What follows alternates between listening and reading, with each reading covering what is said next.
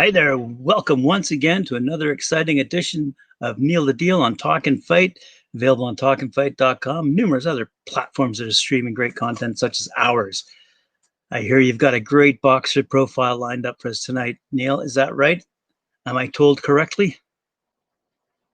Hey, how you doing, Graham? Thanks a lot for having me out again. Great, thanks. Yeah, we're talking. Thanks a lot, buddy. We're going to be talking about one of the old timers, one of the classic great guys, gentleman, humanitarian type guy, right down my alley. And so we're going to talk a little bit about him. But first off, guys, I'd like to say to all you fans, Talking Fight fans, the Neil the Deal Show fans, thank you very much, as usual, for the likes, the shares, the comments, all the great stuff. The subscriptions have been coming in left, right, and center. We're on fire. We're cooking with hydrogen. So let's get her going tonight. We're going to talk a little bit, Graham, about that guy I was just mentioning. And it's going to be, guys, tonight we're going to talk about Joe Louis. Joe Louis. He was one of the all-time greatest fighters of all time. I believe guys like Ali and Foreman and Fraser and all these guys, he was like the original. He's like the Jackie Robinson of boxing. You know what I'm saying, guys? So he broke the barrier pretty much single-handedly for that one. So Joe, we love you, man. Always remembered. God bless you, buddy. Um, so let's just talk a little bit about Joe and a little bit about Joe's career. He had an amateur career and then a little bit about his retirement, as we always do on the Neil the Deal Show. So again, guys, thanks a lot. 2 thumbs up. And guess who won the game yesterday? Yeah, I told you. I told you. Pretty soon we're going to have Talkin Bet. And I'm going to teach you guys how to win money. So not only you come to the show, but I teach you how to win money. So it's pretty good. So we're gonna talk to the producers about that eventually. We'll see how we do. Kind of like Jimmy the Greek, you know what I mean? You know, look him up, Jimmy the Greek. He was awesome, way in the '70s, unbelievable. So, anyways, I was a kid, loved him. All right, so we're gonna talk about Joe Louis tonight. His nickname was the Brown Bomber. He was the Brown Bomber. Everybody knew who he was. He was born Joseph Louis Barrow on May 13th, 1914. In Chambers County, Alabama, United States of America. So he's a U.S. man, and he was a real good one, guys. He in his era, there was probably nobody even close to him. At the end of his career, he did fade as they all do. He kind of hung on a little bit too long, maybe, but he loved the sport, and he gave it his all in every fight. I've watched probably 30 of his fights, and he's unbelievably skilled, unbelievable. The ring savvy, the footwork, the combination punching, the body punching, the counter punching. He had it all, that guy. So I'm sure a lot of the guys that are out there, even the retired guys now, older guys that were watching when they were children, were watching this guy because he's actually the icon of the sport. Probably he's one of them, that's for sure. Right up there with Ali. So he competed from 1934 to 1951. He's 6'1.5". He weighed about 213 pounds at his final weight in his final fights, around 213, 215. His amateur career was pretty extensive. He had 54 fights. He won 50 of them. 43 fights in his amateur career by knockout. So his knockout ratio, Graham, is like 90% or something as an amateur. So he was 50 wins, 4 losses in his amateur career, which is basically unheard of even, he hit that magic 50, as we always call it, in his amateur career, and then catapulted himself into a professional career that was unmatched of the time. And he didn't duck nobody either, by the way, guys. All you Talking Fight fans, Neil the Deal fans, this guy didn't duck nobody. No duck and run for him. He went at him, straight at him, and he gave it his best shot, and he basically won 90% of his fights. So he won the golden, when he was a child, he won the Golden Gloves Novice Division Championship in the light heavyweight division in 1933. So he was, the novice light heavyweight champion. He also won the U.S. Amateur Championship. It's the AAU tournament in 1934. So that catapulted him into a professional career because his amateur career was so spectacular. So he moved on to his pro career. We'll talk about some of his pro stats here. He had 69 total fights. of which he won 66 fights. Pretty impressive, eh, Graham? Yes. So he only lost 3 fights in his career out of 69 fights. So that, guys, look up Joe Louis. That's why he's such an icon around the world, and people recognize him. They recognize his name. He was absolutely a gem, an absolute amazing boxer. So please go and see a little bit about the Brown Bomber, right? So he had the 66 wins, 52 knockouts of the 66 wins. He had three losses. He was KO'd twice in his career. He won his first 24 bouts, Graham, that he started his career 24-0 with 20 KOs. So right off the hop, he was basically there wasn't too many guys that were able to stand in with him, right? And he showed everybody what he was all about. And he had a loss. His first loss we're going to talk about because he only had 3 losses. So his first loss was he was KO'd by a guy named Max Schmeling. That's Max Schmeling. He was a German boxer who was right up at the top of the ranks there back in the day. I believe he was being trained by Nazis. He was an actual Nazi, Graham. So he had the same training as Hitler's guys. You know what I mean? So Hitler was training this guy somehow, and ended up he's got to fight the Brown Bomber, and he beat him. The German guy beat him. So that was a pretty big shock to the people of the United States and around the world that Joe Louis actually lost a fight. He had not lost before that. So then after that loss, he won 34 straight fights, Graham, right? 29 of them by KO. So he avenged that loss with a spectacular flurry of wins, with spectacular knockouts. I mean, 29 knockouts in 34 fights. Like, not too many guys have ever done that sort of stuff. His last fight was October 26th, 1951. He fought, of all guys, to end his career, Rocky Marciano.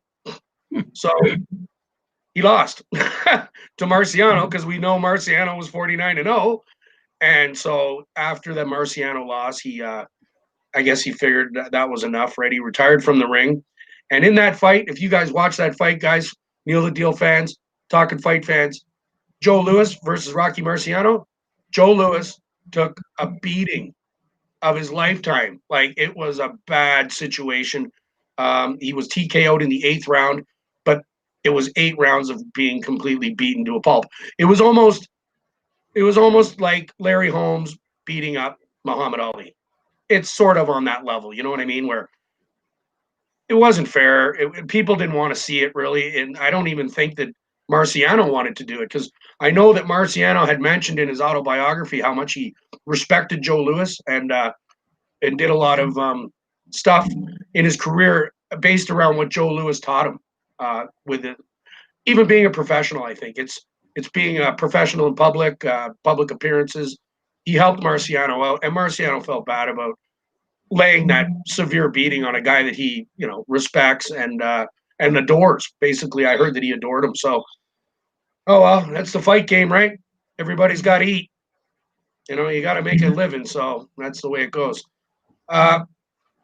This is an unbelievable stat. He made 25 title defenses, Graham, and he held the heavyweight title from 1937 until 1948. So he was the heavyweight champion of the world for 11 years. 11 years. I think now, guys, I think there's a new champion every 6 months. Like now. Once it's Deontay Wilder, the next time it's Tyson Fury, the next time it's, you know what I mean? Like, it just keeps going and going. These guys don't last more than 6 months and they lose their time. Klitschko, Vladimir, all of them. This guy held the title, your title, by the way, 11 years. Come on. Who does that? Nobody. So, and to this day, it's still a record. Hey, Graham, that is a record. So he holds the record for holding the heavyweight championship world crown for the longest duration in the history of boxing, 11 years, the heavyweight crown. So all the big boys, Tyson, Holyfield, any of these guys, they didn't do any of that, right? They just, couple of years, 4 or 5 years, and then that's it, right? Not this guy. So we'll end it up here. He had 27 title fights in his career, and he KO'd 23 of his opponents in those title fights. So, and that included 5 world champions that he KO'd. So, he not only beat the best, but he knocked out the best, and he retained his titles, and he put them up for anybody to take from him, and apparently nobody could take them until he got a little older and a little long in the tooth, I guess, and Father Time caught up with him, I guess you would say, right? So, Right. God bless you, Joe. That was awesome. We'll just talk, guys, a little more quickly about his fights and ones that you guys might want to go check out. These are amazing fights. Any one of them, you'll love them all. So we'll start with Primo Cadera, right? He TKO'd him in the 6th. We got Max Baer. He KO'd him in the 4th. We talked about Max Baer, Graham. Remember? Yep. There on the Beverly Hillbillies and all that, right? Yep. Jack Sharkey. He KO'd him in the 3rd round. Max Schmeling, that was the loss. He was KO'd in the 12th round, and then he fought him twice, and then he won the 2nd match, the rematch, and KO'd Schmeling in the 1st. So he avenged the loss with a win in the 1st and knocked him out. So that basically is amazing, like to be able to avenge a loss like that and knock the guy out that knocked you out in 1 round that'll tell you how amazing he was. He also fought Buddy Bear. He fought Billy Conn. Billy Conn's another guy you might want to check out. Joe Louis versus Billy Conn. He KO'd him in the 13th and the 8th. So he beat him twice, Billy Conn. Back in the day, the fights a lot of them were 15 rounds. They don't do 15 rounds anymore. They're all 12-round world title fights. They might, the odd one, I don't know, maybe 15 rounds. But back in the day when I was growing up, every heavyweight championship fight, any of the Halley, Nortons, Frasers, Foremans, any of them are always 15 rounds, but they don't do the 15 rounds anymore. I think it's some sort of a health and safety issue, I guess. By the time you've taken 12 rounds of a beating, you don't want to have to take 3 more, right? So I think they cut it off at 12 now. So a couple other quick guys was Jersey Joe Walcott, who we'll talk about in another episode, guys. So keep your ears for about Jersey Joe. And lastly, Rocky Marciano, which was the final fight for him, and he lost. He lost by a TKO in the 8th round. So, unbelievable fighter. In his retirement years, I understand he was doing a few appearances, TV appearances and stuff, small little parts.